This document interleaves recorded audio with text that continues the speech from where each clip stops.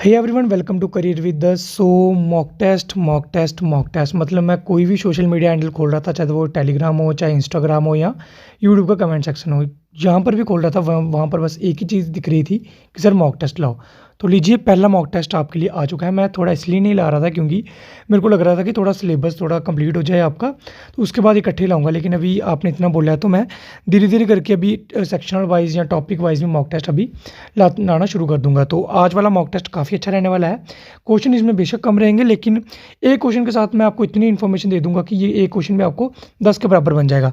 तो बिना वीडियो को स्किप करें एंड तक देखिएगा, काफ़ी मज़ा आने वाला है सेशन में। तो आप पूरा एंजॉय करेंगे सेशन को, अगर आपने मेरी वीडियोस को पहले देखा है तो चलिए बिना टाइम वेस्ट किए फर्स्ट क्वेश्चन शुरू करते हैं।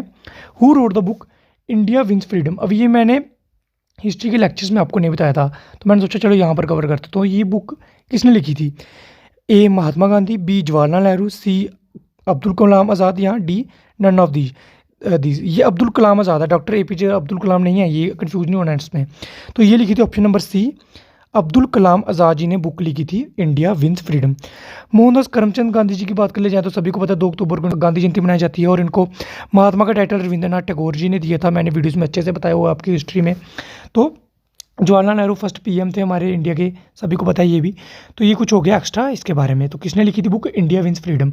और ये क्वेश्चन है, वेरी वेरी इंपॉर्टेंट क्वेश्चन है। आप एक भी क्वेश्चन को स्किप नहीं करके जाइएगा, और जो मैं एक्स्ट्रा इन्फॉर्मेशन दे रहा हूँ वो आप एक कॉपी लेके और पेन लेके एक साइड पे लिखते जाइए, थोड़ी बहुत ऐसे अपनी लैंग्वेज में जैसे भी आपको समझ आता है वैसे आप लिखते जाइए, जिससे आपको याद रहे, क्योंकि ये काफ़ी ज़्यादा इंपॉर्टेंट इन्फॉर्मेशन है। तो चलिए नेक्स्ट क्वेश्चन की ओर बढ़ते हैं। सेकंड क्वेश्चन है, who attended the all 3 round table conferences?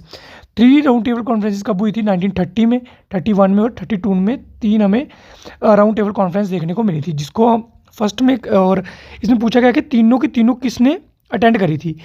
Tej Bahadur Sapru, doctor Bhimrao Ambedkar, Mahatma Gandhi, या बोथ ए एंड बी? तो इसका answer option number D, both A and B. Tej Bahadur Sapru और डॉक्टर अम्बेडकर दोनों ने सारी की सारी राउंड टेबल कॉन्फ्रेंसिस को अटेंड करा था। महात्मा गांधी जी की बात करो तो इन्होंने सेकंड राउंड टेबल कॉन्फ्रेंस यहाँ पर अटेंड करी थी। ये आपको याद रखना है, कई बार पूछ लेते हैं। चलिए आगे बढ़ते हैं। Which country shares longest boundary with India? Geography का क्वेश्चन है, वेरी वेरी इंपॉर्टेंट। मैंने आपको पहले भी ज्योग्राफी की वीडियोस में बोला था, तो आपको ये याद रखना है। कौन सी कंट्री सबसे ज़्यादा बॉर्डर शेयर करती है? तो ये करती है चाइना, नेपाल, पाकिस्तान, जब बांग्लादेश, इनमें से कौन सी करती है? तो ये करती है डी, बांग्लादेश। चाइना की बात करें तो चाइना के साथ इंडिया की मैकमोहन लाइन है, ठीक है, ये आपको याद रखना है, मैकमोहन लाइन इंडिया और चाइना के बीच में है। नेपाल के बीच में इंडिया का कौन सा डिस्प्यूट है? काला पानी डिस्प्यूट, ये मैंने आपको बता रखा है। पाकिस्तान के बीच में कौन सी लाइन है इंडिया और पाकिस्तान के बीच में? रेड क्लिफ लाइन, ये भी मैंने आपको अच्छे से बताया। अगर आपने ज्योग्राफी की वीडियोस नहीं देखी है तो सारी की सारी वीडियोस की प्लेलिस्ट आपको चैनल में देखने को मिल जाएगी। History, geography, math, J&K culture और बाकी भी जितनी वीडियोज़ हैं, फॉर एग्जाम्पल टूरिज्म के बारे में होगी, जे.एंड.के टूरिज्म जो एग्जाम में आपके पूछा जा सकता है, वो मैंने काफ़ी ज़्यादा इस चैनल पर कवर करने की कोशिश कर रहा हूँ। जेके बॉर्डर बटालियन हो या है वो जेकेएस भी विलेज लेवल वर्कर का हो, यानी कि पंचायत सेक्रेटरी की जो भी पोस्टें निकली हैं, काफ़ी इंपॉर्टेंट सभी के लिए ये रहने वाला है। तो अगले क्वेश्चन की ओर बढ़ते हैं। क्वेश्चन नंबर 4 आगे देखें तो क्वेश्चन नंबर 4 आगे, among these disputes which one is between India and Pakistan? इनमें से, इन दिए गए डिस्प्यूट्स में से इंडिया और पाकिस्तान के बीच में कौन सा है? गलवान वैली है इंडिया और चाइना के बीच में। काला पानी डिस्प्यूट मैंने आपको बता दिया, नेपाल के बीच में, इंडिया और नेपाल के बीच में। सर क्रीक डिस्प्यूट हमारा पाकिस्तान के साथ है, ये आपको याद रखना है। सर क्रीक कहाँ पर पड़ता है? गुजरात में ये हमें जगह देखने को मिलती है। सर क्रीक का मतलब क्या होता है कि कुछ वेट एरिया, माशी एरिया जिसको आप बोलते हो। इतना आपसे नहीं पूछेगा, आपसे सीधा ये पूछेगा कि किसके बीच में, तो ये आपको याद रखना है। डिस्प्यूट वगैरह मैंने आपको अच्छे से बता रखे हैं। उसके बाद क्वेश्चन नंबर 5 है, what is the height of mount Everest? काफ़ी सिंपल क्वेश्चन है, काफ़ी स्टूडेंट्स को पता होगा, तो ये आपको कमेंट में मेरे को बताना है, what is the height of mount Everest. और माउंट एवरेस्ट के बारे में एक और बता दूं, ये कौन सा पार्ट है? ये ग्रेटर हिमालयस के पार्ट हैं, ग्रेटर हिमालयस। ग्रेटर हिमालयस की बात करें तो ग्रेटर हिमालयस को हम यंग हिमालयस बोलते हैं, सॉरी यंग माउंटेन्स भी बोला जाता है ग्रेटर हिमालयस को। और माउंट एवरेस्ट और इनको यंग माउंटेन्स क्यों बोला जाता है ये भी मैंने आपको बताया था। और इनको फोल्डेड माउंटेन भी बोला जाता है, ग्रेटर हिमालयस को फोल्डेड माउंटेन भी बोला जाता है। तो ये आपको, इसकी हाइट आपको मेरे को कमेंट में बतानी है कि माउंट एवरेस्ट की हाइट कितनी है। उसके बाद आता है, who gave the permanent settlement system? ये भी मैंने आपको हिस्ट्री में अच्छे से करवाया था। तो ये किसने दिया था?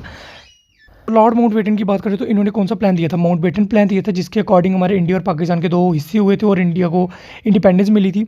लॉर्ड कॉर्नवालिस की बात करें तो इनके बारे में बाद में बात करते हैं। वॉरेन हेस्टिंग्स की बात करें तो वॉरेन हेस्टिंग्स ने इर्तेदारी सिस्टम दिया था, ये पूछेगा नहीं आपसे कोई लेकिन याद रख लो। उसको थॉमस मनरो ने रैयतबारी सिस्टम दिया था, और लॉर्ड कॉर्नवालिस ने परमानेंट सेटलमेंट सिस्टम यहाँ पर दिया था। किसने दिया था? लॉर्ड कॉर्नवालिस ने परमानेंट सेटलमेंट सिस्टम। डिटेल में मैंने आपको अच्छे से वीडियो में बता रखा है। उसका बाद which is the highest peak of India. इस क्वेश्चन में काफ़ी ज़्यादा स्टूडेंट्स को डाउट देखने को मिलते हैं, तो आज मैं आपका डाउट ये क्लियर कर देता हूँ। अगर आपसे ऑप्शन में, चलिए मैं पहले आपको आंसर बता देता हूँ। तो इसका आंसर है ऑप्शन नंबर ए K2, यानी कि गॉडविन ऑस्टिन भी बोला जाता है। तो इसमें कन्फ्यूजन क्या होता है कि कई बार क्वेश्चन में ऑप्शन में K2 नहीं दिया होता। क्यों नहीं दिया होता? क्योंकि अभी इस टाइम प्रेजेंट टाइम पे क्या है कि ये हमारा J&K का मैप है, तो ये वाला पार्ट सभी को पता है कि ये POK के अंदर आता है, ये वाला। तो K2 अभी फिलहाल के टाइम में K2 कहाँ पर है? POK में। तो कई बार क्या करते हैं कि आंसर में ऑप्शन में K2 नहीं देते, कई बार कंचनजुंगा दे देते हैं। लेकिन कंचनजुंगा क्या है? अगर POK को इंक्लूड करना हो तो कंचनजुंगा सेकंड हाईएस्ट है। अगर POK को हम इंडिया में इंक्लूड ना करें तो कंचनजुंगा हमारा फर्स्ट नंबर पर आता है, यानी कि K2 सबसे हाईएस्ट है इंडिया में POK को इंक्लूड करके, और POK को अगर हम इंक्लूड ना करें तो कंचनजुंगा फर्स्ट है। लेकिन K2 से इसकी हाइट कम है। कंचनजुंगा कहाँ पर है? सिक्किम में। और K2 कहाँ पर है? J&K में, ये आपको पता है। ठीक है, नंदा देवी हमारा हिमाचल प्रदेश में पड़ता है। तो इसका आंसर क्या है? K2 Godwin Austen. तो आई होप आपकी अभी ये जो कन्फ्यूजन है ये अभी क्लियर होगी। तो कंचनजुंगा आपको तब लगाना है जब K2 ऑप्शन में ना हो। ठीक है, तो चलिए आगे बढ़ते हैं।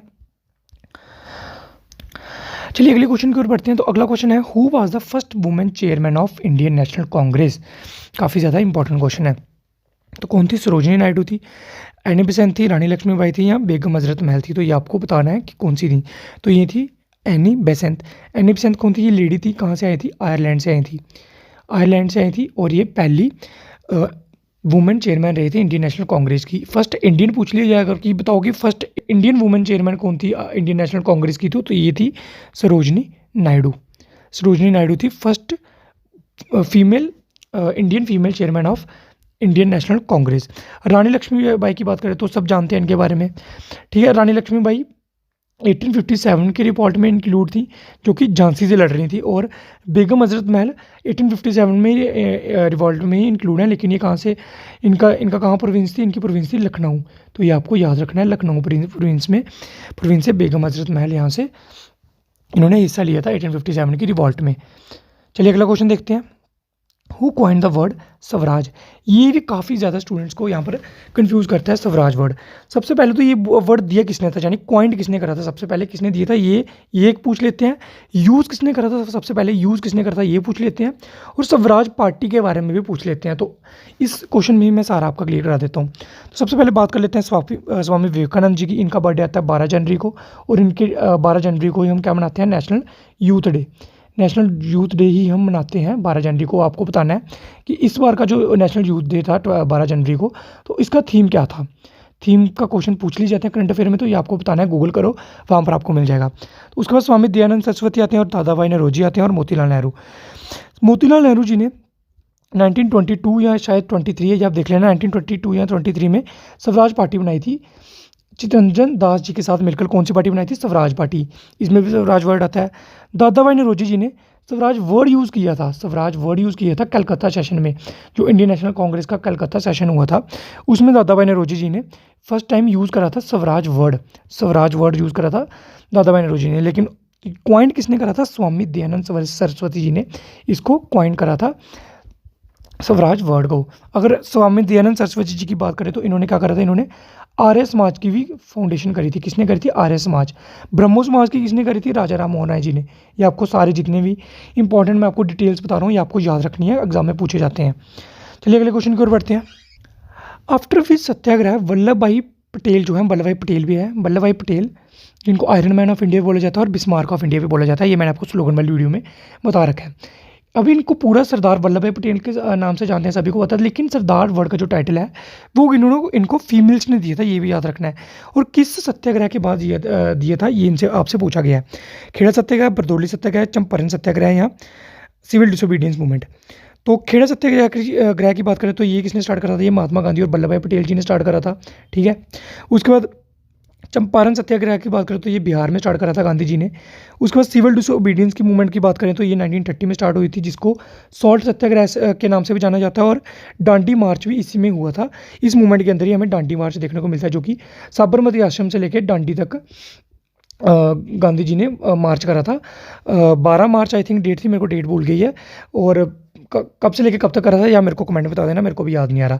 तो सरदार वर्ड का टाइटल इनको कब मिला था? इनको बरदौली सत्याग्रह जब इन्होंने किया था, तब इनको उन जो फीमेल थी उन उस गांव की, उन्होंने इनको टाइटल दिया था सरदार का। किसको? वल्लभ भाई पटेल जी को। मैंने ये अच्छे से हिस्ट्री की लेक्चर्स में करवा रखा है। तो अगले क्वेश्चन में बढ़ते हैं। तो आज के लिए क्वेश्चन इतनी ही है। तो आज अगर आपको ये वाला सेशन अच्छा लगा हो तो लाइक करके बता देना, और अगर आपको और वीडियो चाहिए तो वो भी मेरे को कमेंट में बता देना। अगर आपका रिस्पांस अच्छा रहा तो मैं और भी ऐसे ही मॉक टेस्ट आपके लिए अच्छे अच्छे लेता रहूँगा, जिसमें आपको अच्छी और भी नॉलेज मिलती रहे। तो शेयर करो दोस्तों के साथ अपना जो प्रिपेयर कर रहे हैं JK SSB के लिए या JKP बॉर्डर बटालियन एग्जाम के लिए। तो चलिए मिलता हूँ आपसे ऐसे ही नई वीडियो में, तब तक के लिए bye bye, take care, all the very best for your upcoming exam.